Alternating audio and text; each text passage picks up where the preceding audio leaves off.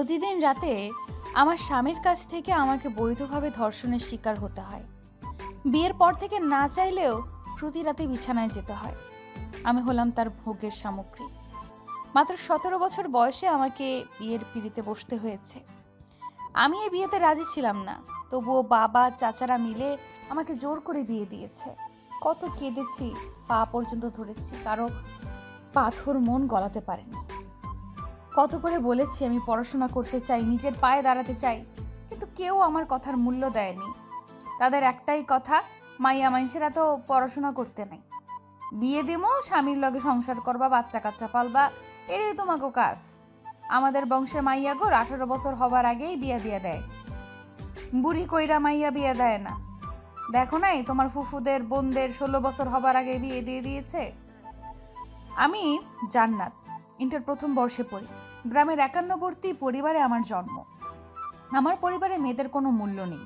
দাদা বাবা চাচারা যা বলবে তাই মেনে নিতে হবে, এইটাই হলো একান্নবর্তী পরিবারের নিয়ম।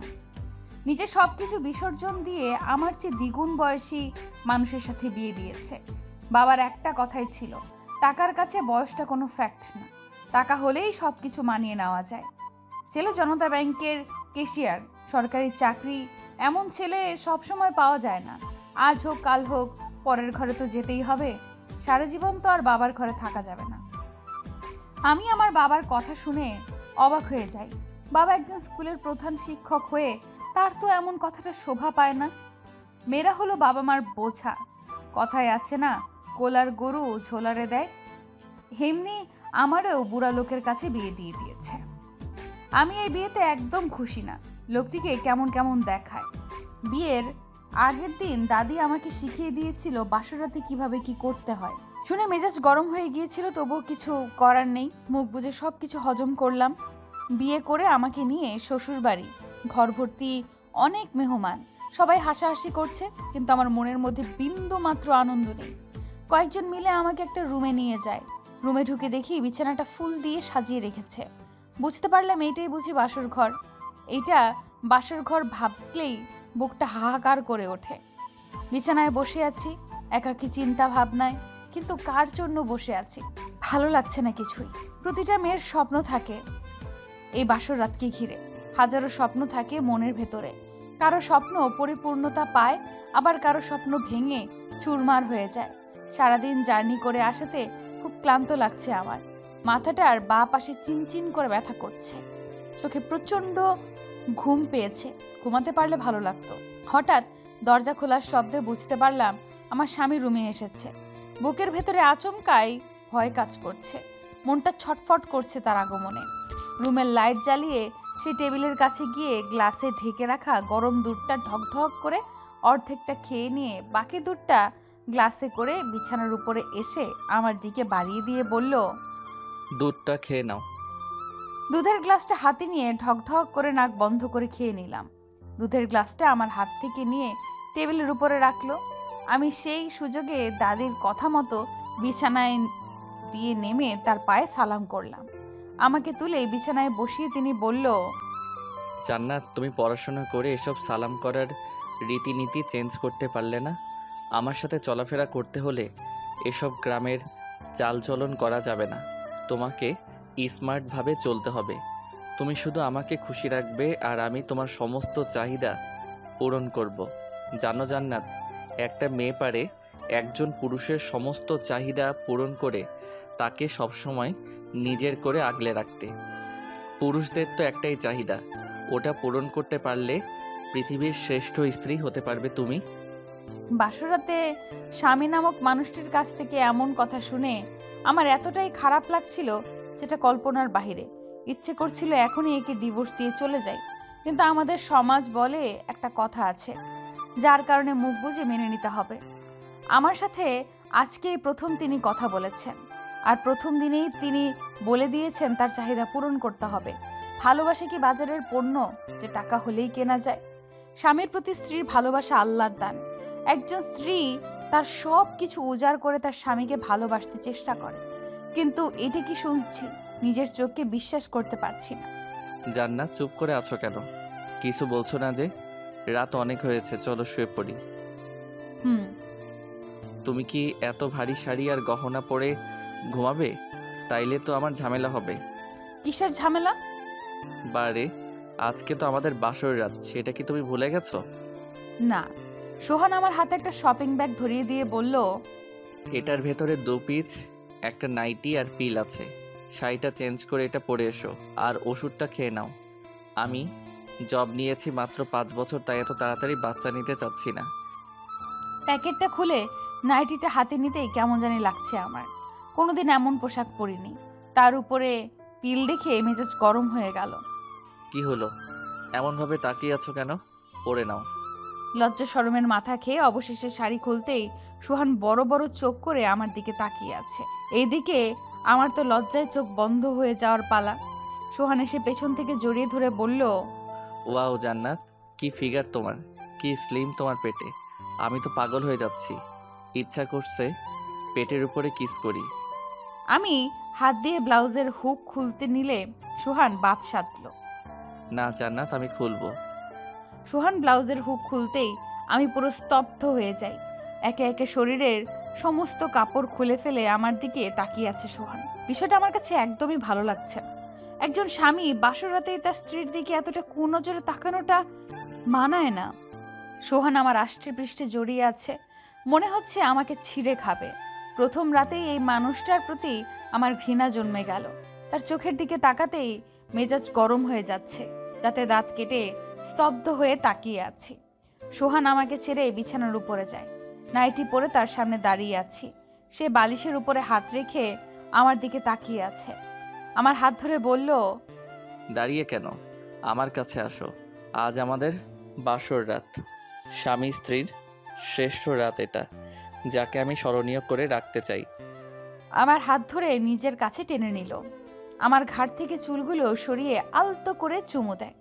এক পর্যায়ে বালিশের উপর শুইয়ে দেয়। তারপর আস্তে করে পেটের উপরে চুমু দিতেই আমি চুমুর স্পর্শে কেঁপে উঠি। সোহান আমাকে বলল, জান্নাত, আমি কি আজকে তোমার সাথে ফিজিক্যালি অ্যাটাচড হতে পারি, যদি তুমি অনুমতি দিতে? তার কথা শুনে আমি পুরো অবাক। এতক্ষণ যে মানুষটা নিজের মতো করে চুমু খাচ্ছিল, হঠাৎ সে অনুমতি চাইছে। জান্নাত, বলো না কেন? আমি আমার স্বামী, আপনি আমার স্বামী। আপনি চাইলে তো আমার সাথে ফিজিক্যাল অ্যাটাচড হতেই পারেন, এতে অনুমতির কিছু নেই। তাহলে তোমার সমস্যা তো নেই? না। তারপর সোহান আমার মাঝে ডুব দিল, আর আমিও তার মাঝে। কিন্তু আমাকে পেয়ে সোহান এত পরিমাণে আকৃষ্ট হয়েছিল যেন সেই রাতের জন্য নিজেকে ভুলে গিয়েছিল। তখন আমি উপলব্ধি করেছিলাম সোহানের ছোঁয়ায় কোনো ভালোবাসা ছিল না, ছিল শুধু চাহিদা মেটানোর। নিজের চাহিদা মেটানোর জন্য মরিয়া হয়ে গিয়েছিল। বারবার আমার সাথে ফার্স্ট টাইম ছিল বলে আমার খুব কষ্ট হচ্ছিল, কিন্তু সেই দিকে সোহানের কোনো খেয়াল ছিল না। মুহূর্তের ভেতরে স্বামীর নামটার প্রতি অধিক থেকে অধিকতর ঘৃণা জন্ম হয়ে গিয়েছিল। সোহানের চাহিদা মিটে গেলে আমাকে ছেড়ে দিয়ে ক্লান্ত হয়ে অপর পাশ দিয়ে শুয়ে পড়ে। সারা রাত এক ফোঁটাও ঘুমাতে পারিনি। বুকের কষ্টটা মাটিতে চাপা দিয়ে লাগেজ খুলে কাপড় নিয়ে ওয়াশরুমে ঢুকে ঝর্ণার পানি ছেড়ে দিয়ে আয়নার সামনে দাঁড়িয়ে চিৎকার করে কাঁদতে লাগলাম।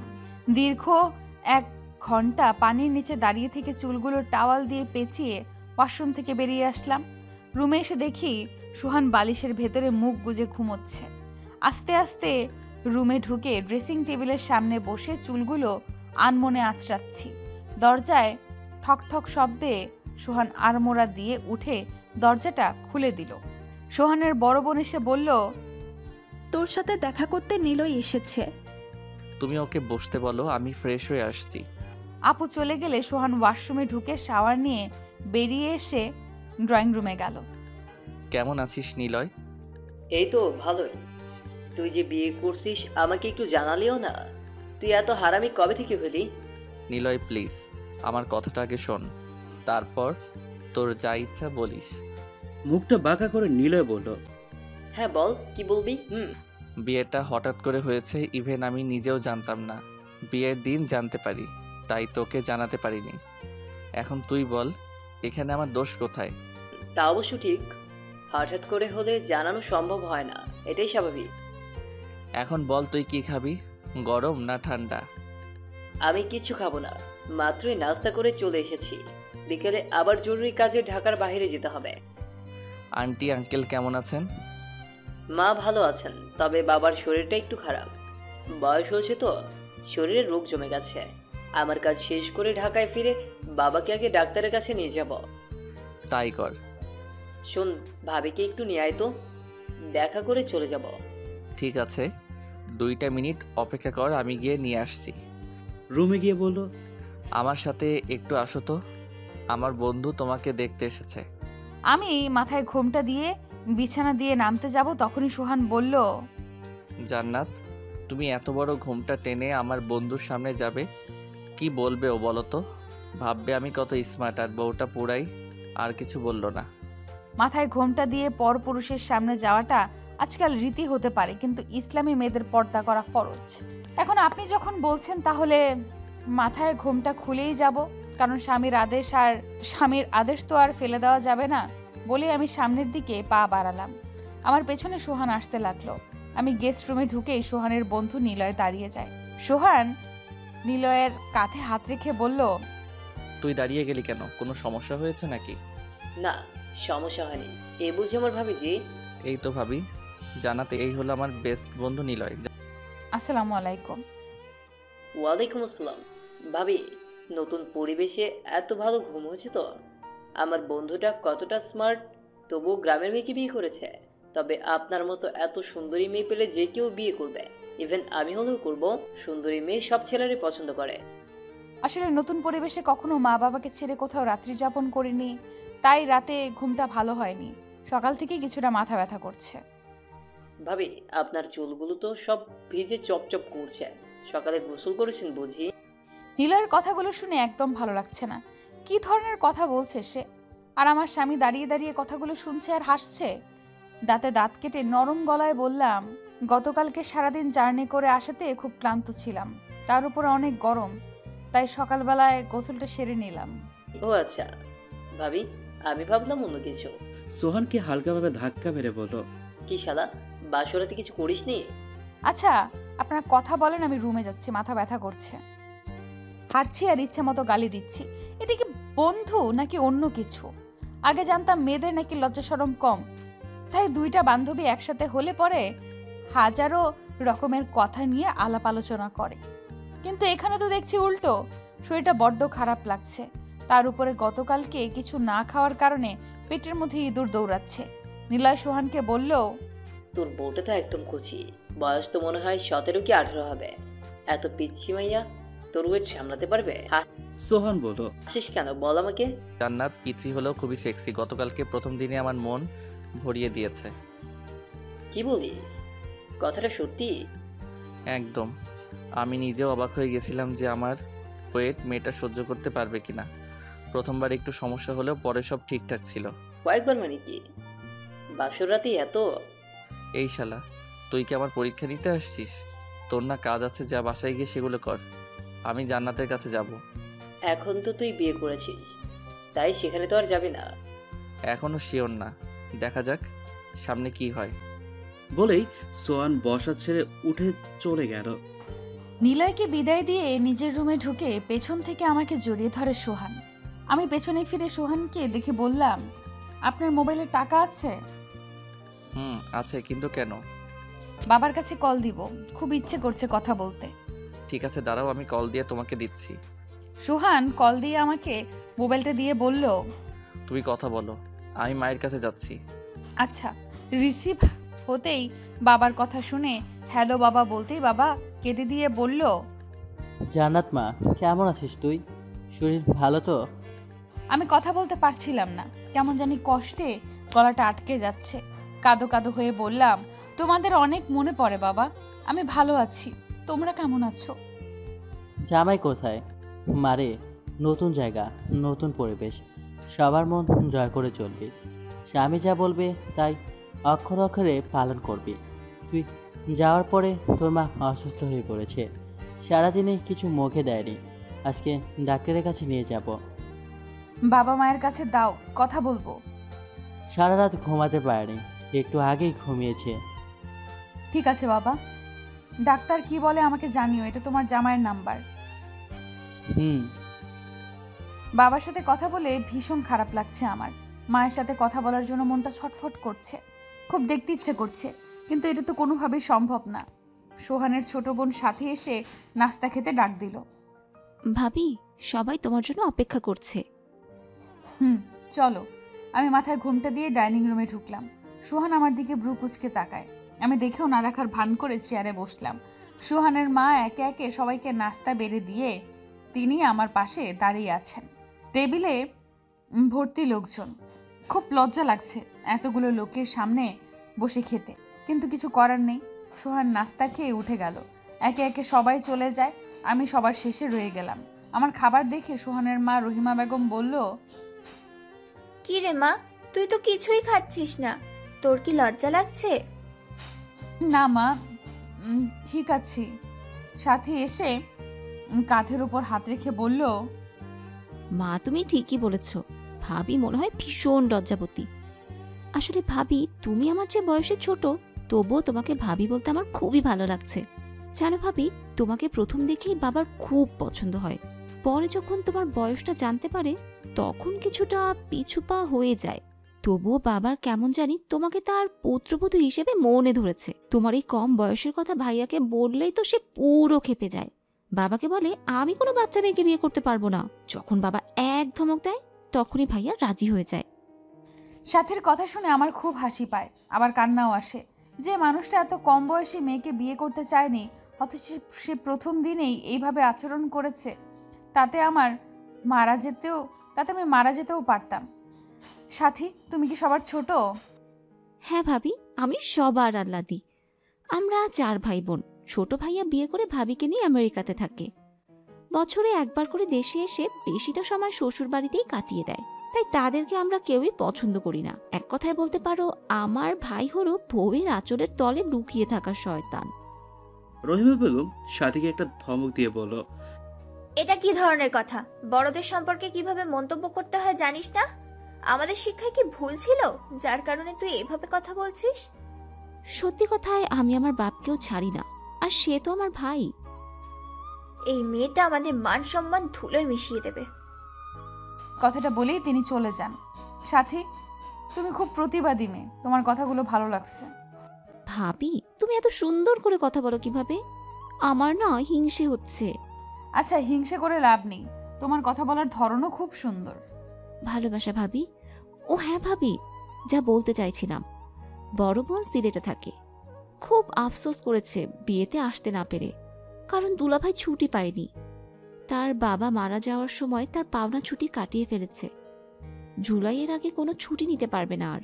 কিন্তু তুমি চিন্তা করো না, আমি আপুর সাথে তোমাকে ভিডিও কলে পরিচয় করিয়ে দিব। জানো, আমার আপুটা না খুব মিশুক।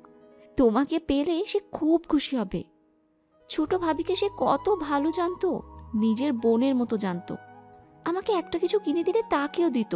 যদি আমি কিছু বলতাম তখন আমাকে বুঝাতো, তুইও তো একদিন পরের ঘরে যাবি।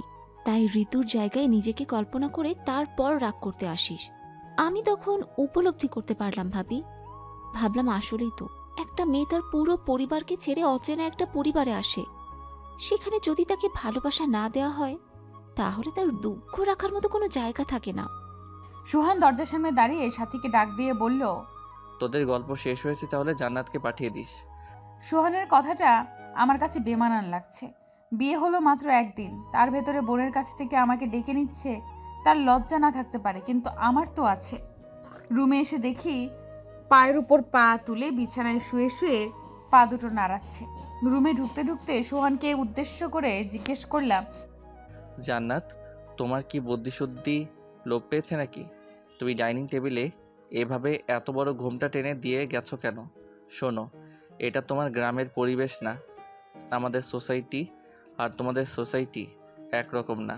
তাই আমার সাথে চলাফেরা করতে হলে নিজেকে আমার মতো করে তৈরি করতে হবে। তোমাকে এইভাবে সাথে নিয়ে বের হলে আমার সব বন্ধু বান্ধব আমাকে নিয়ে হাসি তামাশা করবে, কিন্তু আমি এমনটা চাই না। তুমি দেখতে সুন্দরী তাই বলে চলাফেরা গ্রামের মতো গাইয়াভাবে চলতে পারবে না, কথাটা মাথায় রেখো।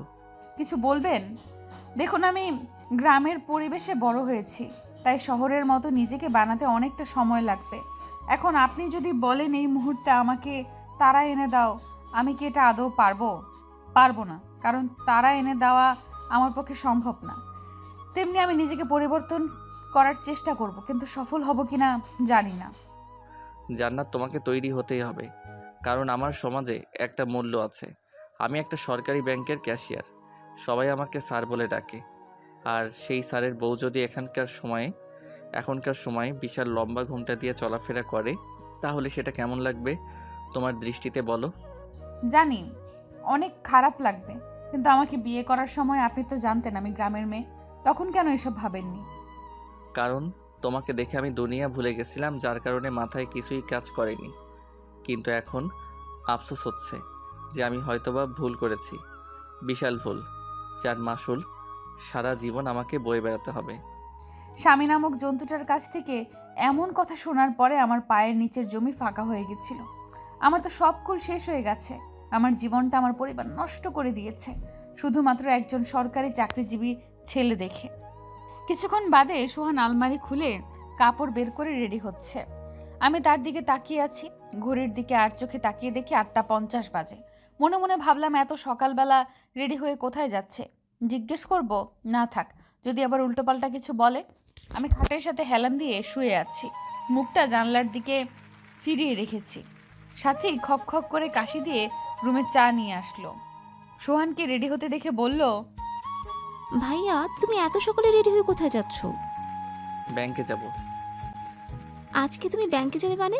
তুমি না 7 দিনের ছুটি নিয়েছো? ছুটি নিয়েছি তো কি হয়েছে, আমার জরুরি কাজ আছে, তাই যাওয়া লাগবে। ভাবিকে একা রেখে যাওয়াটা কি ঠিক হবে এই মুহূর্তে? তোর ভাবি, তুই সামলা, আমি কাজে যাচ্ছি। সাথের চায়ের মগ দুটো হাতে নিয়ে আমাকে একটা দিয়ে আরেকটা নিজে খেতে লাগলো। মগে চুমুক দিয়ে সাথী বলে, কার চা কে খায়? ভাইয়া আজকে এত সেন্টিমেন্টাল হয়ে গেল কেন বুঝতে পারলাম না। আচ্ছা ভাবি, তোমার সাথে কি ভাইয়ার কিছু হয়েছে? আমার সাথে আবার কি হবে? আমি কিছু জানি না। ভাইয়াটা খুব জেদি, তবে মনটা না খুব ভালো। আচ্ছা ভাবি, তুমি না কলেজে ভর্তি হয়েছিলে? হ্যাঁ হয়েছিলাম তো, তার মাসখানেকের ভেতরেই তো বিয়ে হয়ে গেল। তোমার পড়তে মন চায় না? খুব চাই। পড়াশোনার মতো আনন্দের জীবন আর কোথাও পাওয়া যায় না। আমার পড়তে খুব ভালো লাগে। এখন ইচ্ছা থাকা সত্ত্বেও পড়তে পারছি না বলে খুব আফসোস লাগছে। মগে শেষ চুমুক দিয়ে, তুমি চা খাও ভাবি, আমি মায়ের কাছে যাচ্ছি। চা খাওয়া শেষ করে মগ দুটো নিয়ে কিচেনে ঢুকে ধুয়ে টেবিলের উপর করে রাখলাম পানি ঝরানোর জন্য। সোহানের বাবা আমার হাতে পানি দেখে বলল, কিরে মা, বিয়ে হলো আজ 2 দিন, তার ভিতরে তুই রান্নাঘরে কেন এসেছিস? জানিস তো মেয়েদের সারা জীবনের সাথী হলো রান্নাঘর, তাই যতদিন না যেয়ে থাকতে পারবি ওটাই তোর বোনাস। তাছাড়া বাড়িতে 2 জন কাজের লোক আছে, তোর শাশুড়ি আর ননদ আছে, তাই রান্না নিয়ে তোর ভাবা লাগবে না। তুই যা রুমে গিয়ে বিশ্রাম নে। বাবার কথায় মনের ভেতরে শান্তি পেলাম। লোকটা আসলেই খুব ভালো মানুষ, কিন্তু তার জন্মের ছেলেরা এমন বেয়াদব কেন? কাউকে তো সম্মান দেয়ই না, মা বাবাকে দেয় কি না আল্লাহ ভালো জানে। দুপুরে কোনো রকমে খেয়ে হাঁটাহাঁটি করে বিছানায় গায়ে এলিয়ে দিয়ে শুয়ে পড়লাম। বিকেল 5:30 দিকে সাথীর ডাকে ঘুম ভাঙলো আমার। শোয়া থেকে উঠে আস্তে আস্তে দরজার কাছে গিয়ে বললাম, দাঁড়িয়ে কেন, ভেতরে আসো। না ভাবি, ভেতরে আসতে পারবো না, তুমি আমার সাথে আসো, আমরা ছাদে যাব। এখন? হ্যাঁ, বিকালে রৌদ্রের তাপ কমে গেলে ছাদে হাঁটতে ভালো লাগে, মনের মাঝে স্বস্তি ফিরে আসে। জানো ভাবি, আমার মন খারাপ হলে না আমি ছাদে যাই, খুব ভালো লাগে। আচ্ছা ভাবি, তোমাকে যদি কলেজে ভর্তি করে তাহলে তুমি পড়াশোনা কি করবে? সাথীর কথায় অবাক হয়ে চমকে উঠলাম। আমতা আমতা করে বললাম, তুমি কি সত্যি বলছো নাকি মিথ্যা বলছো? যদি সত্যি বলে থাকো তাহলে বলবো হ্যাঁ, আমি পড়াশোনা করতে চাই। আমার চাকরি করার খুব ইচ্ছা। এ মা, ভাবি চাকরি করার কথা ভুলেও মুখে আনবে না। আমরা সবাই মেয়েদের চাকরিকে সাপোর্ট দেই, কিন্তু ভাইয়া পছন্দ করে না। তিনি যদি জানতে পারে তুমি পড়াশোনা করে চাকরি করতে চাও, তাহলে এখানেই পড়াশোনা করার কথাটাকে কবর দিতে হবে। আমার ভাইয়ের এক কথা, মেয়েরা শুধু সংসার করবে, বাচ্চা দেখাশোনা করবে, সাথে স্বামীর দেখাশোনা করবে। চাকরি করলে মেয়েদের নাকি চোখ ফুটে যায়, তারা পরকীয়ায় লিপ্ত হয়ে যায়। সাথীর কথা শুনে মুখ চেপে হাসলাম। আমি তো ভাবছিলাম সোহান সামাজিক, কিন্তু এখন তো দেখছি পুরাই অসামাজিক। তার মন মানসিকতা তো সেকেলের মানুষদের মতো। সাথে শোন, তোর ভাই যেহেতু মেয়েদের পড়াশোনাকে ভালো চোখে দেখে না, তাই এসব শুনে আমিও পড়াশোনা করতে চাই না। আমি সংসারে ঝামেলা চাই না, ঝগড়াঝাটি একদমই পছন্দ না। আচ্ছা, আমি মায়ের সাথে এই ব্যাপারে কথা বলবো। ভাবি, এখন প্লিজ চলো না, ছাদে যাই। চলো। সাথীকে সাথে নিয়ে ছাদে উঠলাম। কিছুক্ষণ ছাদে ঘোরাঘুরির পরে সাথীকে বললাম, সত্যি তোমাদের ছাদটা খুব সুন্দর। সন্ধ্যার পরে আরো ভালো লাগে চারদিকের পরিবেশটা। সাথী, ছাদটা তো খালি পড়ে আছে, এখানে বিভিন্ন ফলের গাছ, ফুলের গাছ, সবজির গাছ তো লাগাতে পারো। নিজের গাছের তাজা জিনিস খাওয়ার মজাই আলাদা। থাকলে মন্দ হতো না, কিন্তু কে লাগাবে বলো? কারো কাছে তো সময় নেই। এখন থেকে আমি লাগাবো, আমার বাগান করার খুব শখ। সত্যি ভাবে তুমি লাগাবে? তাহলে তো ভালোই হবে, তাজা সবজি খেতে পারবো। মাগরিবের আজান কানে ভেসে আসতে আমি সাথীকে বললাম, আজান দিচ্ছে, চলো আমরা নিচে যাই। নিচে নেমে আমি আমার রুমে ঢুকে অজু করে নামাজ আদায় করে মায়ের রুমে ঢুকলাম। মা জায়নামাজে বসে তসবিহ পড়ছে।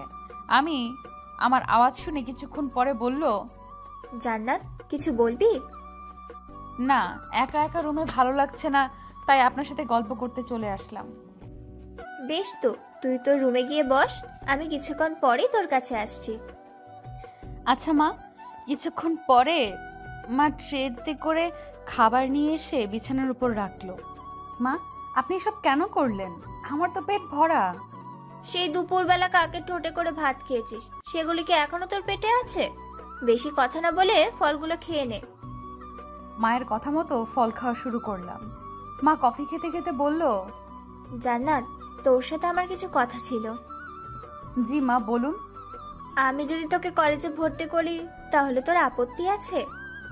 না মা, আমার পড়াশোনা করতে ইচ্ছে করে। আমি সেটা তোর ভাবভঙ্গি দেখেই বুঝতে পারছি। তাছাড়া সোহানের বাবা এত কম বয়সী এবং অল্প শিক্ষিত মেয়ের সাথে ছেলেকে বিয়ে করিয়েছে বলে সবাই এটা নিয়ে খুব হাসাহাসি করছে। অনেকে রাগ করে বিয়েতে আসেনি, যদিও ঘরোয়াভাবে বিয়েটা অনুষ্ঠান করেছি।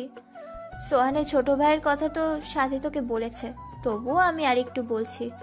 আমার ছোট ছেলে রিলেশন করে বিয়ে করেছে, তারই ক্লাসমেট ঋতুকে। বিয়ে করে আমাদের জানায়নি।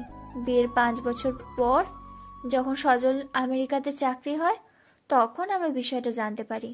এটা নিয়েও আমাদের আত্মীয় স্বজনরা হাসি ঠাট্টা করেছে যে বড় ভাই থাকতে ছোট ভাই আগে কেন বিয়ে করেছে, তাহলে কি বড় ভাইয়ের সমস্যা আছে? কিন্তু বিশ্বাস কর, সোহানের মতো ছেলেকে আমি পেটে ধরে গর্বিত। ওর মতো ছেলে হয় না। এখন আমি জীবনের চরম বাস্তবতার মুখোমুখি হয়ে দাঁড়িয়ে আছি। আমার কাছে 2টা রাস্তা খোলা আছে। 1, আত্মহত্যা করা। 2, তোকে শিক্ষিত করে সবার মুখে চুনকালি দেওয়া। সবার সাথে আমি চ্যালেঞ্জ করেছি, তোকে আমি শিক্ষিত করব। তার জন্য আমাকে যতটা কঠোর হতে হয় আমি হব। জান্নাত, কথা দে, আমার মান রাখবি? কথা দিলাম মা। আজ থেকে তোর দায়িত্ব আমি নিলাম। আমি তোর গ্রামে গিয়ে ভর্তি ট্রান্সফার করিয়ে ঢাকায় এনে ভর্তি করব। এত কষ্ট করবেন? এটা কোনো কষ্ট না মা, এটা হলো জেদ। কথাগুলো বলে মা চলে গেলেন। রাত 9টায় সোহান বাসায় এসে রুমে ঢুকে ফ্রেশ হয়ে বেরিয়ে আসে। আমি বসে আছি চেয়ারের সাথে হেলান দিয়ে। সোহান এসে পেছন থেকে কোমরে হাত দিতেই চমকে উঠলাম। কি হলো, ভয় পেলে নাকি? এইভাবে এসে ধরলে ভয় পাবো না তো কি করব? ভয় পাওয়ার কি আছে? আমি ছাড়া এখানে আর কে আছে যে তোমাকে ধরবে? আচ্ছা যাই হোক, রাতে তাড়াতাড়ি খেয়ে রুমে চলে আসবে, দেরি করবে না। আজকে তোমাকে খুব বেশি আদর করব। আমি কোনো কথা না বলে চুপ করে অন্যদিকে তাকিয়ে থাকলাম। সোহান ডিনার সেরে রুমে এসে বিছানার উপরে ল্যাপটপ নিয়ে বসেছে। সাথে খেতে ডাক দিলে আমি চলে গেলাম। সোহান বিছানায় বসে আমার জন্য অপেক্ষা করছে। একটু পরে আমি রুমে আসলাম। সোহান ল্যাপটপের ভেতরে ডুবে আছে। আমি বিছানার কাছে আসতেই জিজ্ঞেস করলো, এত দেরি করলে কেন? কোথায় দেরি করলাম? দেরি না তো কি, কয়টা বাজে? 11টা। এখন লাইট বন্ধ করে এদিকে আসো। আচ্ছা, পিল খেয়েছো? না। কেন? আচ্ছা জান্নাত, তোমার কি সমস্যা? তুমি কি চাচ্ছ বলো তো? আমি কিছুই চাচ্ছি না। তাহলে পিল খাওনি কেন? ইচ্ছে করে না। এখানে আসো। ভালো লাগছে না। প্লিজ আসো। আজ থাক না, মনটা খারাপ লাগছে। তারপর আমাকে জোর করে বিছানায় টেনে নিয়ে শুরু হয় শরীরের খেলা, যেখানে শুধুমাত্র একতরফা চাহিদা ছিল। সোহান দৈহিক চাহিদা মিটিয়ে ওঠে। আমার একদম ভালো লাগছিল না, তবুও জোর করে। রাত এখন 3:45 বাজে। সোহান বিছানার বালিশের ভেতরে মাথা রেখে পড়ে পড়ে শান্তির ঘুম ঘুমাচ্ছে। কয়েক রাত না ঘুমানোর কারণে মাথাটা চিনচিন করে ব্যথা করছে। বিছানা দিয়ে নেমে ধীরে ধীরে ওয়াশরুমে ঢুকে সমস্ত শরীরে সাবান দিয়ে ঘষে ঘষে পরিষ্কার করে নিচ্ছি। ব্যথায় কুঁকড়ে যাচ্ছি। সমস্ত শরীর বিষের মতো ব্যথা হয়ে আছে। হাত পা নাড়াতে পারছি না। সমস্ত শরীরে নখের আঁচড়ের দাগ স্পষ্ট ফুটে উঠেছে। ড্রয়ারের উপরে নিউসিন মলমটা পেয়ে ক্ষত জায়গায় লাগিয়ে চুপ করে হাঁটুর ফাঁকে মাথা লুকিয়ে বসে আছি। শাওয়ার নেওয়ার পরে অজু করে বেরিয়ে এসেছি। ফজর আজান কানে বাজতেই ফ্লোরে জায়নামাজ বিছিয়ে নামাজ আদায় করি। তারপর ফ্লোরে চাদর বিছিয়ে শুয়ে পড়লাম। সকালে সূর্যের আলোর রোশনি চোখে পড়তেই ঘুম ভেঙে যায়। হঠাৎ মনে পড়ল গতকালকে তো বাবা আর কল দেয়নি, কিন্তু কি করে তাকে বলবো বুঝতে পারছি না। যদি আবার রাগ করে? বলবে করেও বলা হয়নি আর। সোহানের ঘুম ভাঙলে আমাকে ইশারায় ডাক দিয়ে বলল, যাও আমার জন্য 1 কাপ কফি বানিয়ে নিয়ে এসো। সোহানের কথা মতো কফি বানিয়ে এনে তার হাতে দিলাম। কফির মগে চুমুক দিয়ে আমাকে বলল, এত চিনি দিছো কেন? এরপর থেকে আরও কমিয়ে দিবে। 1 চামচ দিচ্ছি তো। আধা চামচ দিবে, এত চিনি আমি খাই না। ঠিক আছে, নেক্সট টাইম চিনি কম দিব। জান্নাত, এদিকে এসে আমার কপালটা টিপে দাও তো, প্রচণ্ড ব্যথা করছে। আমি শাওয়ার নিয়েছি, আপনি আগে শাওয়ার নিয়ে পবিত্র হয়ে আসুন, তারপর আমি মাথাটা টিপে দিচ্ছি। বিছানা দিয়ে ধর্মর করে নেমে সোজা ওয়াশরুমে ঢুকে শাওয়ার নিয়ে বেরিয়ে এসে আয়নার সামনে দাঁড়ায়। চুলগুলো এদিক করছে তো ওদিক। আলমারি খুলে কাপড় বের করে রেডি হচ্ছে সোহান। আপনি এখন কোথায় যাচ্ছেন? এদিকে আসেন, মাথাটা টিপে দেই। এখন আর মাথা টিপে দেওয়া লাগবে না, তোমার মাথা তুমি টিপো। আচ্ছা, আপনি আমার সাথে খারাপ বিহেভ করছেন কেন? আমি কি আপনার কোনো ক্ষতি করেছি? দেখো, তোমার সাথে তর্কে যেতে চাই না। আমি আর কোনো উত্তর না দিয়ে চুপ করে পাথরের ন্যায় দাঁড়িয়ে রইলাম। সোহান বাসা থেকে বেরিয়ে যেতে নিলে সাথে ডাক দিল, ভাইয়া কোথায় যাও? কাজ আছে। নাস্তা করে তারপর যা। না, সময় নেই, তোরা খেয়ে নিস। সোহান কথাগুলো বলতে বলতে সিঁড়ি বেয়ে নিচে নেমে বাইক চালিয়ে গেট খুলে বেরিয়ে যায়। রহিমা বেগম আসলে সাথী মাকে বলল, ভাইয়া শুধু ভাবির সাথে রাগ দেখায়, নাস্তা না করেই বেরিয়ে গেছে। বুঝলাম না ছেলেটা কি চাচ্ছে, কিছুই বুঝতে পারছি না। বিয়ের পরে এখন মাথাটা গরম থাকে সব সময়। নতুন বউকে কি বলে তার কোনো ব্যালেন্স থাকে না। ভাবছি আমরা ভুল করলাম না তো জান্নাতের সাথে সোহানের বিয়েটা দিয়ে? জান্নাতের জীবনটা নষ্ট করলাম না তো? সকাল থেকে মনের মধ্যে কেমন কেমন যেন লাগছে। মায়ের শরীরটা তো খারাপ ছিল। বাবাকে রাতে কল দিতে বলার পরেও একটু কল দিয়ে জানালো না যে মা কেমন আছেন। খুব চিন্তা হচ্ছে মায়ের জন্য। হাজার হোক, মা তো। বারবার শুধু আফসোস করছি। রহিমা বেগম দরজার সামনে দাঁড়িয়ে বলল, আসবো? জি মা, আসুন। আমার রুমে আসতে গেলে অনুমতি নেওয়ার প্রয়োজন নেই, আপনার যখন ইচ্ছা চলে আসবেন। কালকে সোহানের জন্মদিন, দেখতে দেখতে কতগুলো বছর পার করে ফেলেছে। জানিস, প্রতি বছর জন্মদিনটাকে বড় করে আয়োজন করা হয়, কিন্তু এবার তো আর শুভ আসবে না, যার কারণে ঘটা করেও আনন্দ করা যাবে না। শুভ অনেক আফসোস করছে। প্রতি বছর সোহানের জন্মদিনের আগে বেড়াতে এসে পুরো 1 মাস থেকে তারপর যায়। সোহান মুখে কিছু না বললেও অন্তরে শুভকে খুব মিস করবে। মা, একটা কথা জিজ্ঞেস করব? হ্যাঁ বল। শুভ কোথায় আছে? তাছাড়া সাথীর বলা অনুযায়ী তো আমার ছেলে 2 জন, সোহান আর সজল। তবে শুভ কে? রহিমা বেগম মুখ চেপে ধরে হাসলো, তারপর বলল, আরে পাগলি মেয়ে আমার, শুভ আমার বড় মেয়ে যে সিলেটে থাকে। অবশ্য নামটা ছেলে বলে তুই হয়তো চমকে গেছিস। শুভর পুরো নাম হলো সুবেকা সাদেকিন। শুভ, এবার বুঝতে পারছিস? জি মা। আচ্ছা শোন, আমি রান্না করতে যাচ্ছি, তুই বিশ্রাম নে। আমি রুমের ভেতরে পায়চারি করছি। নিজের কাছে মোবাইল না থাকার কারণে মায়ের খবরটা জানাতে পারলাম না। কষ্টে মনটা ছটফট করছে। বিছানায় আধা শোয়া অবস্থায় শুয়ে আছি। তখনই সাথী রুমে ঢুকলো। ভাবি, তোমার কি শরীর খারাপ? না। তবে কি বাড়ির জন্য মন খারাপ লাগছে? হুম। কথা হয়েছে বাসায়?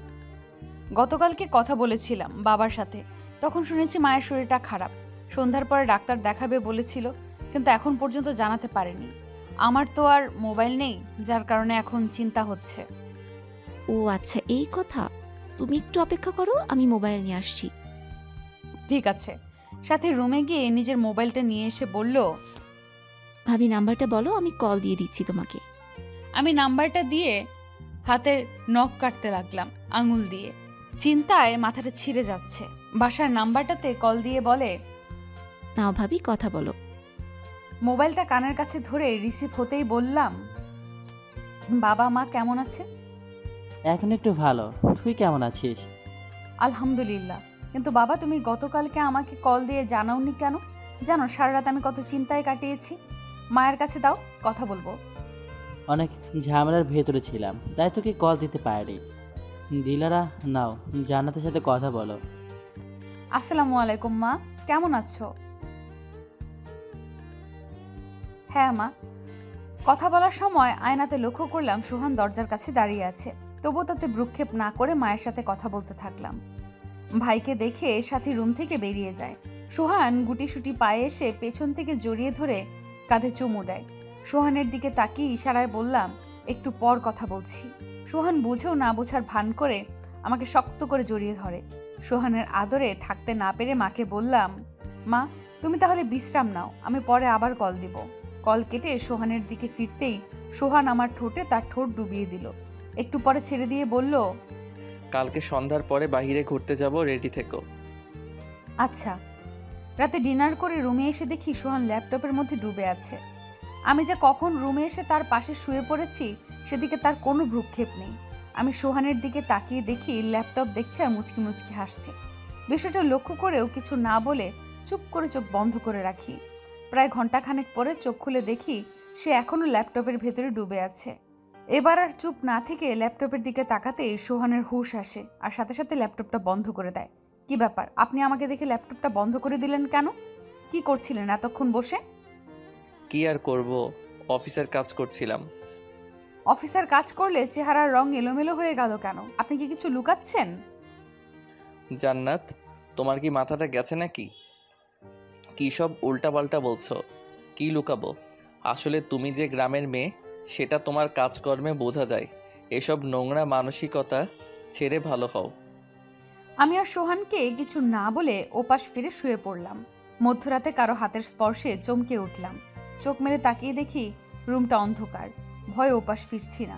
আমার ধারণা সোহান তো ঘুমিয়ে গেছে। তবে কি আমি স্বপ্ন দেখেছি? কিছুই বুঝতে না পেরে আবারও চোখ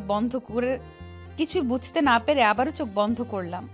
তবে এবার মনের ভেতরে ভয় ঢুকে গেছে। কিছুক্ষণ এইভাবে চুপ করে থাকলাম। ওপাশ ফিরে থাকার কারণে অন্য পাশ ফিরে দেখি সোহান আমার দিকে তাকিয়ে আছে। আমি তো ভয় পাবার মতো অবস্থা হয়ে কাঁপতে লাগলাম। তারপর কাঁপা কাঁপা গলায় বললাম, আপনি এখনো ঘুমাননি? ঘুম আসছে না। তাহলে এইভাবে পেছন থেকে আমার গায়ে হাত দিলেন কেন? জানেন আমি কতটা ভয় পেয়েছি? তুমি কি ভীত নাকি? আমার জানা মতে গ্রামের মেয়েরা খুব সাহসী হয়, কারণ তাদের বাথরুম বাহিরে থাকে, যার কারণে রাতে একা একা যাওয়া লাগে। এটা সবার প্রতিদিনের অভ্যাস। আর তুমি ঘরে বসে ভয় পাচ্ছ? এটা তো বিশ্বাস করার মতো না। কথাটা সত্যি হলেও ঘুমের ভেতরে তো আর কেউ ধরেনি। ঘড়ির দিকে তাকিয়ে দেখি রাত 2:45 বাজে। আপনি এত রাত পর্যন্ত কি করছেন? কাজ ছিল। সারাদিন কাজ করার পরেও কাজ শেষ হয়নি আপনার? বাহ, ভালোই তো। এত কি কাজ আপনার যা রাত পর্যন্ত করতে হয়? জান্নাত, তুমি এত প্রশ্ন করো কেন? আজ পর্যন্ত আমার মা আমাকে এত কিছুর হিসেব চাইনি, আর তুমি কি না? মা চাইনি তো কি হয়েছে? এখন থেকে আমি চাইবো? আমি কাউকে কৈফিয়ত দিতে বাধ্য নই। এদিকে এসো। আমি আর কোনো কথা না বলে চুপচাপ শুয়ে থাকলাম। কি হলো, তোমাকে কিছু বলেছি, কোনো রেসপন্স নাই কেন? রাত অনেক হয়েছে, ঘুমিয়ে যান। শুভরাত্রি। সোহান শোয়া থেকে উঠে টেবিল লাইটটা জ্বালিয়ে বলল, তোমার সমস্যা কি? আমি তোমার স্বামী, তাই আমার যখন ইচ্ছা তোমাকে ডাকবো, আর তোমার ইচ্ছা না থাকলেও আমার কাছে তুমি আসতে বাধ্য। আমি কোনো কথা না বলে উপাস করে ফিরতেই সোহান আরও ক্ষেপে যায়। জান্নাত, তুমি কি আমার সাথে মজা করছো? আমার এখন তোমাকে দরকার, ব্যাস দরকার। আমি না চাইতেই আবারও শুরু হলো শরীরের খেলা। যত দিন যাচ্ছে ততই সে আমার উপর ঝুঁকে পড়ছে। তার কাছে স্ত্রীর কোনো মূল্য নেই, তার শুধুমাত্র শরীরকে দরকার। এটা হলেই দুনিয়ার কোনো খেয়াল থাকে না। পরের দিন সকালে ঘুম থেকে উঠে নাস্তা না করে বেরিয়ে যায় সোহান। বলেই হাত ঘড়ি আর মোবাইলটা হাতে নিয়ে বেরিয়ে যায় সোহান। সোহানের প্রতিদিন এভাবে বেরিয়ে যাওয়াকে রহিমা বেগম ভালোভাবে নিচ্ছেন না। তিনি সিদ্ধান্ত নিলেন সোহানের সাথে তার কথা বলতে হবে। এদিকে জান্নাতের মুখের দিকে তাকানো যাচ্ছে না। সারা দিন চুপচাপ থাকে, রুমে বসে প্রায়ই একা একা কাঁদে, কারোর সাথে তেমন কথা বলে না। প্রথম যেমনটা এসেছিল তার চেয়ে অনেক শুকিয়ে গেছে। এভাবেই দেখতে দেখতে কেটে গেল 1টি মাস। রহিমা বেগম এতদিন দেখছে কিন্তু কোনো পরিবর্তন হয়নি জান্নাতের ভেতরে। এভাবে চলতে থাকলে সবকিছু শেষ হয়ে যাবে। অবশেষে দিশা বিশা না পেয়ে রহিমা বেগম সিদ্ধান্ত নিল যে জান্নাতকে বোঝাবে। রহিমা বেগম রুমে এসে জান্নাতের পাশে বসে গায়ে হাত দিয়ে বলল, মা, তোর কি শরীর খারাপ? না মা, আমি ঠিক আছি। জান্নাত, তুই আমাকে যতই বলিস তুই ঠিক আছিস, কিন্তু আমি জানি তুই ঠিক নেই। তোর মুখে থেকে তাকানো যাচ্ছে না, চোখে নিচে কালি পড়ে গেছে, দিন দিন শুকিয়ে কালো হয়ে যাচ্ছিস, ঠিক মতো খাওয়া দাওয়া করছিস না। এভাবে চলতে থাকলে তোকে তো হসপিটালে ভর্তি করা লাগবে। আপনি যেসব ভাবছেন সেসব কিচ্ছু না। আমি জানি তোর উপরে শারীরিক এবং মানসিক দুটোর প্রেশারই পড়ছে। তুই সত্যিটা গোপন করছিস। মা, তোর বয়স কম, তোর বয়সে আমারও বিয়ে হয়, কিন্তু জানিস উনি আমাকে এতটা কেয়ার করেছে যেন আমি কখনো কষ্ট কি উপলব্ধিই করতে পারিনি। কম বয়সে বিয়ে হলে মেয়েদের শারীরিক অনেক সমস্যা হয়। আমি জানি তোর উপরে অনেক ঝড় বইছে। স্ত্রীর চেয়ে স্বামীর বয়সের পার্থক্য যদি 5 বছরের ভিতরে হয় তাহলে খুব ভালো হয়। যখনই বয়সটা অনেক গ্যাপ হয়ে যায় তখনই দুজনের ভিতরে আন্ডারস্ট্যান্ডিং কম থাকে। কিন্তু আবার কথা আছে, সরকারি চাকরি করতে গেলে ছেলেদের বয়স অনেকটা বেশি হয়ে যায়। স্বামীর মন রাখতে গেলে নিজের সমস্ত সুখ বিসর্জন দিতে হয়। কিন্তু সবকিছুকে মানিয়ে নিয়ে চলার নামই জীবন, জান্নাত। এক্ষেত্রে স্বামী স্ত্রী দুজন দুজনকে বুঝতে হবে, না হলে মিলটা কখনো সম্ভব না। মা হয়ে তোকে এত কিছু বলা ছাড়া আমার আর কোনো উপায় ছিল না। কথাটা বলে চোখ মুছতে মুছতে রুম থেকে বেরিয়ে যায় রহিমা বেগম। সোহানের কথাবার্তা ইদানিং অন্যরকম হয়ে গেছে, মুখে যা আসছে তাই বলছে। আমার দিকটা এই 1 মাসে কখনো উঁকি দিয়েও দেখেনি, শুধু রাতের বেলা শরীরটা দেখেছে। বন্ধুদের সাথে আড্ডা দিয়ে রাত করে বাসায় ফেরাটা অভ্যাসে পরিণত হয়েছে সোহানের। কিছু বলতে গেলেই চড় থাপ্পড় খেতে হয়। সব মিলে আমার জীবনটা এখন বিষাদময়। রাত 11টায় বাসায় ফিরে ফ্রেশ হয়ে ডিনার শেষ করে ল্যাপটপ নিয়ে বসেছে সোহান। এটা এখন প্রতিদিনকার কাজ হয়ে গেছে। ল্যাপটপে চ্যাটিং করা, ঘন্টার পর ঘন্টা ফোনে কথা বলা। আমি শুধু দেখে যাই, প্রতিবাদ করি না। শুরুতে করলেও এখন আর করি না। আমি বিছানার পাশে দাঁড়িয়ে আছি। সোহান একবার দেখে ল্যাপটপ চালাচ্ছে আর বলছে, জান্নাত কিছু বলবা? না। তাহলে এভাবে মূর্তির মতো দাঁড়িয়ে আছো কেন? যাও নাইটি পরে আসো। আসলে আপনাকে আমার কিছু বলার ছিল। হ্যাঁ বলে ফেলো, এতে অনুমতি নেওয়ার কি আছে? আপনি যদি আবার বিরক্ত ফিল করেন, তাই সাহস পাচ্ছি না। জান্নাত, এত ঢং কোথায় পাও শুনি? আচ্ছা, আমার কথা কি আপনার সহ্য হয় না? সব কিছুতেই বিরক্তি ফিল করেন। তোমার কথাগুলো না সব গ্রামের মানুষদের মতো। তারা যেভাবে রাজনীতি করে তুমিও ঠিক তেমনই রাজনীতি করো। শোনো, আমার সাথে এসব ন্যাকামি করতে আসবে না। তোমাদের গ্রামের মানুষদের আমার চেনা আছে, সবগুলো হলো লোভী। এই যে দেখো না, তোমার বাবা আমাদের সম্পত্তি আর আমার সরকারি চাকরি দেখে তার মেয়েকে তুলে দিল, কিন্তু বিয়েতে একটা লাল সুতাও দেয়নি। তুমি 2 দিন কল করে খোঁজ নিলে, কিন্তু তোমাকে যে 1 মিনিট কল করে খোঁজ নিবে সেই টাকা খরচ করার মানসিকতা তার নেই। শোনো, টাকা খরচ করতে বুকের জোর লাগে। তোমার বাবার মতো কিপটা আমি আমার লাইফে দেখিনি। বিয়ের দিন যা রান্না করছে তা আমাদের দারোয়ানের বাসাতেও করে। একটা মাত্র মেয়ে কোথায় 10,000 টাকা খরচ করে গরুর গোশত, রোস্ট, কাবাব খাওয়াবে? তার না করে ব্রয়লার মুরগি, সাদা ভাত, পচা রুই মাছ এসব দিয়ে চালিয়ে দিয়েছি। আমাকে যে পাঞ্জাবি দিয়েছি 500 টাকার হবে। আমাদের ঘর মুছতে এর চেয়ে বেশি টাকা খরচ করি। আমার বন্ধুরা জিজ্ঞেস করলে আমি লজ্জায় বলতে পারি না শ্বশুরবাড়ি থেকে কি দিয়েছে। আচ্ছা জান্নাত, যার বাবা একটা স্কুলের হেডমাস্টার, তার কি এমন ভিখারি স্বভাবটা মানায়? সোহানের কথাগুলো শুনে চোখ দিয়ে পানি পড়তে লাগলো। সত্যি বাবার কি টাকা নেই? তাদের নিজেদের ভুলের কারণে আজ আমাকে এতগুলো কথা শুনতে হয়েছে, সহ্য করতে হয়েছে। না হলে এর প্রতিটা জবাব কড়ায় গন্ডায় উসুল করতে পারতাম। এই জান্নাত, কি ভাবছো? ল্যাপটপটা বন্ধ করে ঘুমাবে না? কিচ্ছু ভাবছি না, ঘুমাবো একটু পরে। আপনি ঘুমান। আমি একা ঘুমাবো না, তুমি আসো। ভালো লাগছে না, আপনি আজকে একাই ঘুমান।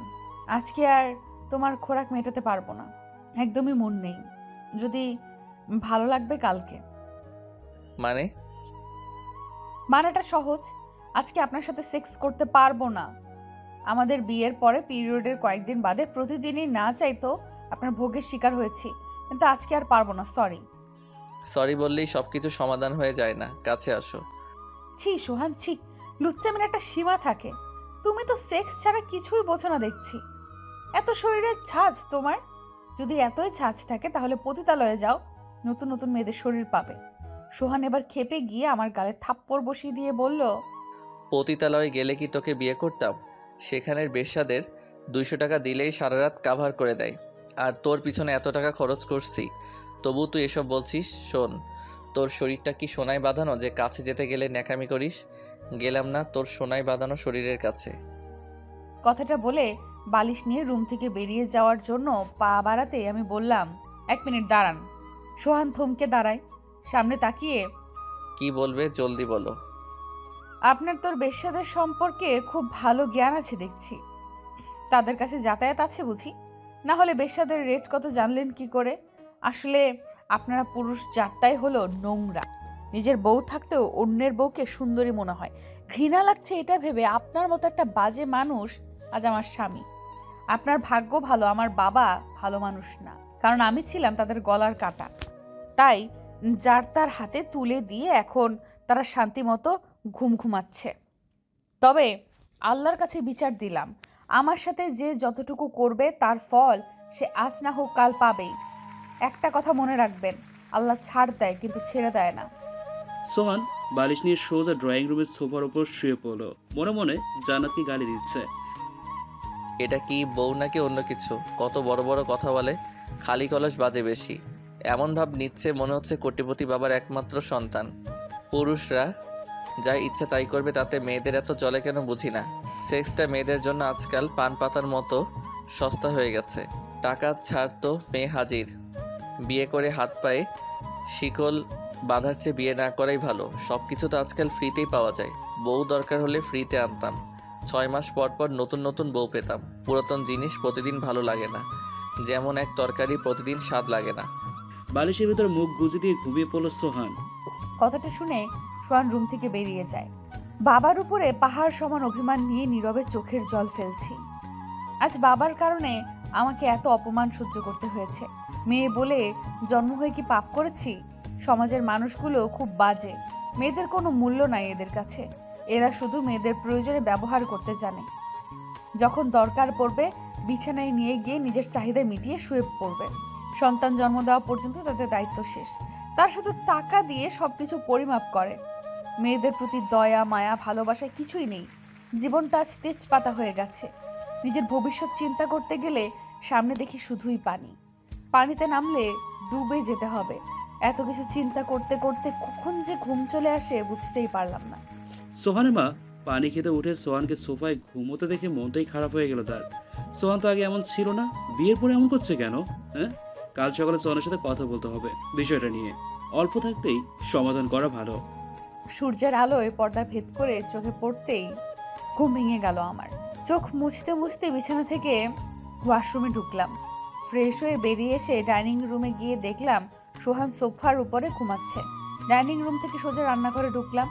মা সাথীকে নিয়ে নাস্তা বানাচ্ছে।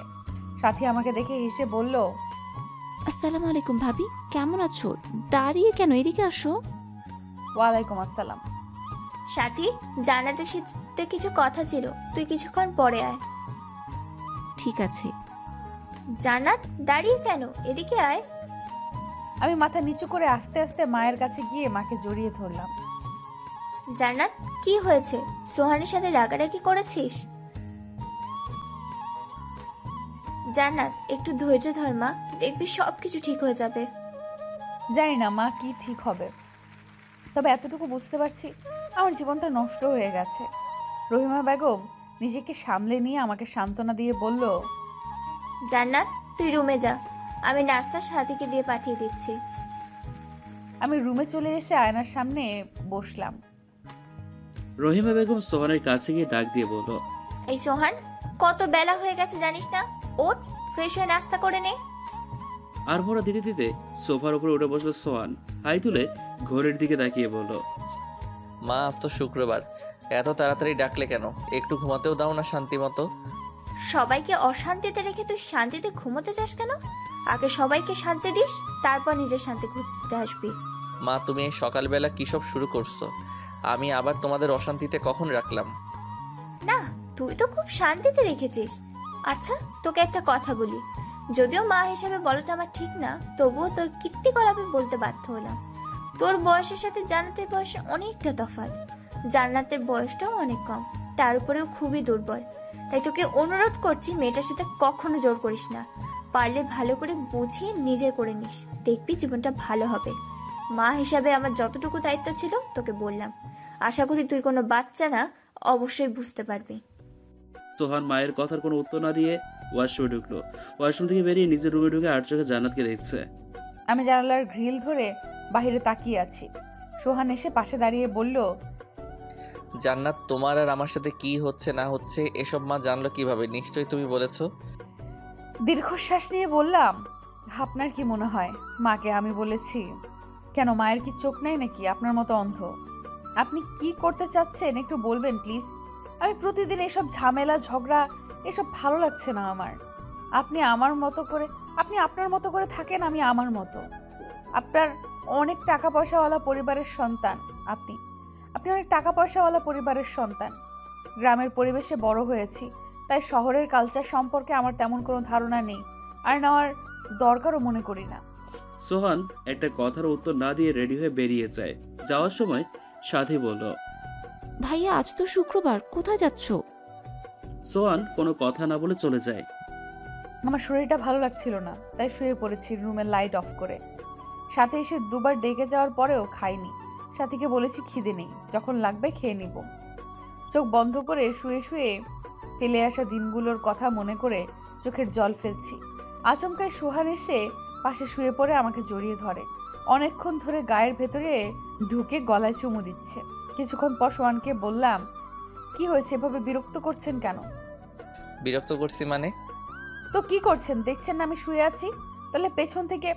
সোহান কথাটা শেষ করার আগেই আমার ঠোঁটে হাত দিয়ে চেপে ধরে বলল, চুপ, একদম চুপ। আমার যা ইচ্ছে তাই করব, তাতে তোমার কি? এসব কি সোহান? আপনার যখন মন চাইবে জোর করে অধিকার খাটাবেন, আবার যখন মন চাইবে ছুঁড়ে ফেলে দিবেন। ভালো তো ন্যাকামি করতে পারেন। দেখো জান্নাত, রাত অনেক হয়েছে, আজে বাজে কথা বলে সময় নষ্ট করতে চাই না। সোহান পিঠের উপর মুখ গুজে দিয়ে চুমু দিতে শুরু করলে আমার অনেকটা রাগ হয়, কারণ সোহান যেটা করছে এটা ওর শরীরের চাহিদা পূরণ করার জন্য। কিন্তু আমি কোনো কাঠের পুতুল না যে সে যা বলবে আমি তাই মেনে নিব। আমার নিজের ইচ্ছা অনিচ্ছা বলে কিছু আছে। সোহান আমাকে ভোগ করার জন্য মরিয়া হয়ে উঠলে আমি তাকে বাদ সাধলাম। বারবার সরিয়ে দেওয়ার চেষ্টা করতেই সোহান আমার উপরে আরও চড়াও হয়। অনেকক্ষণ সরিয়ে দেওয়ার চেষ্টা করলেও ব্যর্থ হই তার শক্তির কাছে।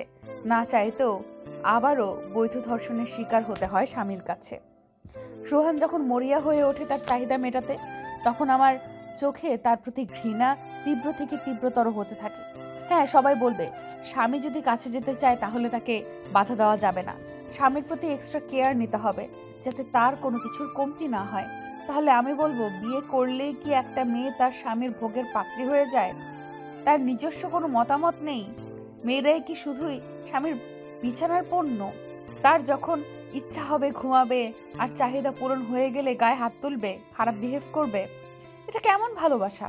সমাজের চোখে যখন একটা মেয়ের বিয়ে হয় তখন তাকে সবাই বাহবা দেয়, কিন্তু যখন কোনো মেয়ে কুমারী হয়ে বাবার ঘরে থাকে তখন সবাই তাকে অপয়া অলক্ষী বলে গালমন্দ করে। কি সুন্দর আমাদের সমাজ ব্যবস্থা! কিন্তু এইটাই কি মেয়েদের জীবন? সব কিছু ভাবতে ভাবতে চোখের কোণে পানি টলমল করছে। সকালবেলা ঘুম ভেঙে তাকিয়ে দেখি সোহান শাওয়ার নিয়ে বেরিয়ে এসেছে। আমার দিকে এক পলক তাকিয়ে আয়নায় নিজেকে দেখছে। কি হলো, আজকে শাওয়ার নিবে না নাকি এভাবে শুয়ে থাকবে? হ্যাঁ যাব। জান্নাত, বিকালে তোমাকে নিয়ে মার্কেটে যাব। আমার পছন্দ মতো কিছু ড্রেস কিনে দিব। তুমি বিকাল 5টার ভেতরে রেডি হয়ে থেকো। আমি কিন্তু দাঁড়াতে পারবো না, এসেই তোমাকে নিয়ে যাব। সবচেয়ে গুরুত্বপূর্ণ যে কথাটা সেটা হলো আজকের বেডশেয়ারের প্রেজেন্টেশনটা ভালো হয়নি। এর পরের বার যেন ভালো হয় সেদিকে খেয়াল রেখো। সোহান কথাটা বলে চলে যায়। ওয়াশরুম থেকে বেরিয়ে দেখি সোহানের মোবাইলটা ড্রয়ারের উপর রাখা। রুম থেকে বেরিয়ে সাথীকে জিজ্ঞেস করতেই বলল, ভাইয়া তো চলে গেছে, কোনো জরুরি প্রয়োজন ছিল? মোবাইলটা রেখে গেছে। ও তাহলে আবার আসবে, চিন্তা করো না। রুমে ঢুকে সোহানের মোবাইলে কল আসলো। আমি কাছে গিয়ে মোবাইলটা হাতে নিয়ে স্ক্রিনের ওপর ভেসে আসার নাম দিবা জামান। নাম্বারটা দেখে মনের ভেতরে প্রশ্ন জাগলো, কে দিবা জামান? এর সাথে আবার কোনো সম্পর্ক চলছে না তো? সারা রাত চ্যাটিং করে, আবার ছুটির দিনে তাড়াহুড়ো করে বেরিয়ে যায়, রাত করে বাসায় ফিরে। সবকিছু ভাবতে ভাবতে মাথার একপাশে চিনচিন করে ব্যথা শুরু হলো। মোবাইলটা জায়গা মতো রেখে দিলাম, কিন্তু দিবা জামান নামে বারবার কল দিচ্ছে। শেষমেশ বিরক্ত হয়ে কলটা রিসিভ করে কানে ধরতেই ওপার থেকে বলল, সোহান, কতক্ষণ ধরে ওয়েট করছি, তুমি এখনো আসছো না কেন? কলটাও রিসিভ করতে এত সময় লাগছে কেন? তুমি না আসলে আগে জানাবে তো। আমি বাসা দিয়ে কত কাহিনী বানিয়ে বের হয়েছি, এমনিতেই বাসায় আমাকে সন্দেহ করছে। কথাগুলো শুনে কলটা কেটে দিয়ে ধপাস করে বিছানার উপর বসে পড়লাম। তার মানে সোহানের কারোর সাথে চক্কর চলছে? এত বড় প্রতারণা আমার সাথে! কিছুক্ষণ পরে বসা থেকে উঠে আস্তে আস্তে ড্রয়ারের উপর মোবাইলটা রাখতেই হাত পা সমানে থরথর করে কাঁপতে লাগলো। মনে হচ্ছে পায়ের নিচের মাটি সরে গিয়েছে। মাথাটা হঠাৎ করে ব্যথা করতে লাগলো। এত চিন্তা করলে কি কোনো মানুষ সুস্থ থাকতে পারে? হাজারো চিন্তায় মনটা গলাকাটা মুরগির মতো ছটফট করছে। মাথা ঘুরিয়ে ফ্লোরে পড়ে যাওয়ার আগে কোনোভাবে পাশে থাকা চেয়ারের উপর ধপাস করে বসে পড়লাম। গলাটা শুকিয়ে কাঠ হয়ে গেছে। পানি খাওয়াটা খুব জরুরি। চেয়ার ধরে বিছানার পাশে রাখা জগ থেকে পানির গ্লাসে ঢেলে ঢকঢক করে খেয়ে আস্তে করে বিছানার উপর বালিশে মাথা রেখে চোখ বন্ধ করে শুয়ে থাকলাম। এইভাবে ঘন্টাখানেক শুয়ে থাকার পরে চোখ মেলে তাকিয়ে দেখি চারদিক অন্ধকারে ছেয়ে গেছে। বাইরে হালকা হালকা করে বাতাস বইছে, সাথে গুড়ি গুড়ি বৃষ্টি শুরু হলো। এখন অনেকটা ভালো লাগছে। তাই রান্নাঘরে মায়ের কাছে গিয়ে দেখি তার মুখ ভার হয়ে আছে। বুঝতে পারলাম ছেলের জন্য চিন্তায় পড়েছে। তার ছেলের কর্মকাণ্ডের কথা যদি জানতে পারে তবে লজ্জায় মুখ দেখাতে পারবে না সে। সমস্ত কষ্ট বুকের ভেতর চাপা দিয়ে মাকে বললাম, মা আজকে কি রান্না করবেন? সোহানের জন্মদিনে কোনো কিছুর আয়োজন তো করিনি, যার কারণে সাথী বলল বিরিয়ানি, রোস্ট, কাবাব আর ফিরনি রান্না করতে। মা আপনাকে সাহায্য করতে চাই, তাই বলুন কি করব? তোর কিচ্ছু করা লাগবে না, তুই গিয়ে টিভি দেখ।